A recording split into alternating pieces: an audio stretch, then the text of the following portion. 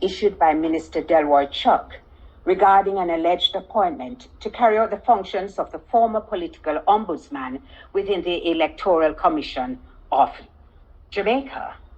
Quite frankly, I find this announcement both perplexing and troubling. To date, there has been no clear or transparent communication to Parliament or the public about who this individual is, what authority they possess, or how the investigative process is being conducted under this new arrangement. While the minister now suggests someone is in place, our understanding is that no such formal appointment had been made until very recently, if at all. What we are witnessing is yet another attempt by this administration to force a square peg into a round hole in order to suit their own political purposes. The ECJ may be receiving complaints, but no one can say with confidence what investigatory framework exists, what standards are being applied, or whether complainants, ourselves included, can expect any resolution. We have submitted evidence, including visual material regarding breaches, and yet nothing has come of it. The lack of clarity, the absence of accountability, and the disregard for due process only serve to erode public trust. Jamaica deserves better when it comes to fairness and oversight in our electoral process. We therefore call on the ECJ to immediately clarify the terms of this engagement of this so-called field officer and to publish details on how members of the public can reliably and confidently engage with this office. Justice and democracy demand no less.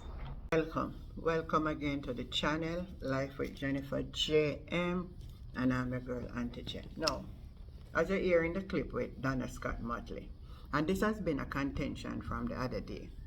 Even when we sit down in a St. James with the mayor taking down the posters them, but we know it's just political vindictiveness. And then we saw them take down the Anishka flag on our posters and something and she talk. And said we need back the office of the ombudsman. Delroy Chuck came out and said there's no need for it. This is the type of dirtiness we have in the country.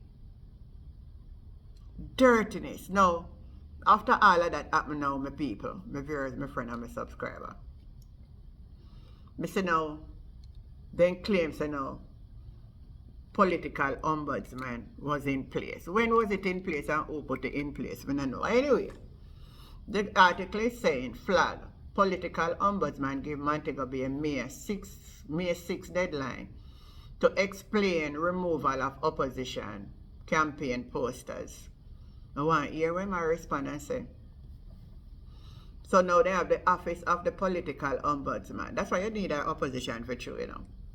Because if the opposition then put out some pressure, you don't hear this a kind of story.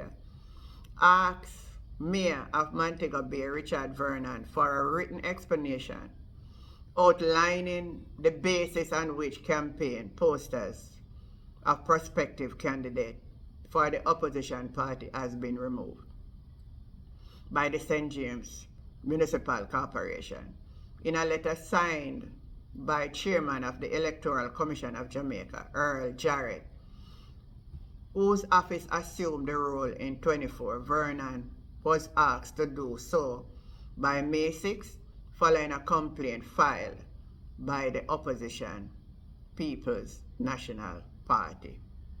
So if the opposition then come out against these things, my people, so who really are the political ombudsman? Is it Mr. Hurl? That an individual has been appointed to carry out the field functions previously conducted by the then standalone political ombudsman. I understand that the Electoral Commission of Jamaica has also been undertaking the work of the political ombudsman to include receiving complaints and related matters concerning the previously held local government elections. Moreover, I must make it abundantly clear that a sum of $60 million provided for in the budget for the 2024-25 financial year for matters related to the role and functions of that office was not used by the ECJ. It appears that expenses in relation to the role and function of the political ombudsman is funded from the ECJ's budget. With this new development, I am now urging the ECJ to provide details surrounding the terms and engagement of the individual now functioning in the role of the previous office of political ombudsman, as well as how members of the public can contact that office with election-related matters. So you see all them people here, then double tongue and double cross, and you can't follow them Jamaica. And the same man will come out the other day and say there is no need. I mean, yesterday JLP, you remember when Andrew me all in our parliament that have, oh, we are going to set fixed election date, maybe if we fix election date. In me, would I know say election is pending anytime soon. But in forget. But let me remind you how Andrew did say. Listen. Andrew Holness explains that the move is necessary to eliminate the uncertainty that exists in the business community when elections are imminent. A fixed election date was a promise made by Mr. Holness while on the campaign trail. Speaking during his contribution to the budget debate on Tuesday in Parliament, the Prime Minister said he has instructed Justice Minister Delroy Chuck to commence the necessary legislative work. Notwithstanding these exceptional circumstances, if we are serious about fiscal discipline and obeying our own fiscal rules, elections can no longer be allowed to supervene the fiscal cycle.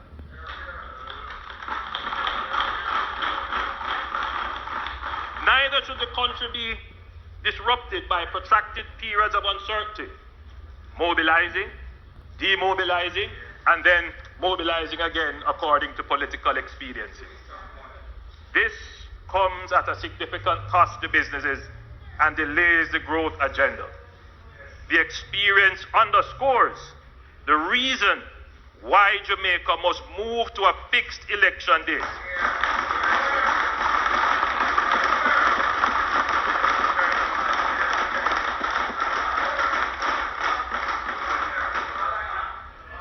To this end, I have given instructions to the Minister of Justice to table a ministry paper and draft legislation for the fixing of elections. By the way, maybe you not tell me how when them are sitting here again. You go time them are sitting kind of we have to put a change to it. We have to vote out this government and put something different, make something different. We can't continue in the same way. No way in the local. Tell me what you think. Like, share, subscribe to the channel Life with Jennifer JM. Catch you on the next time. Bye.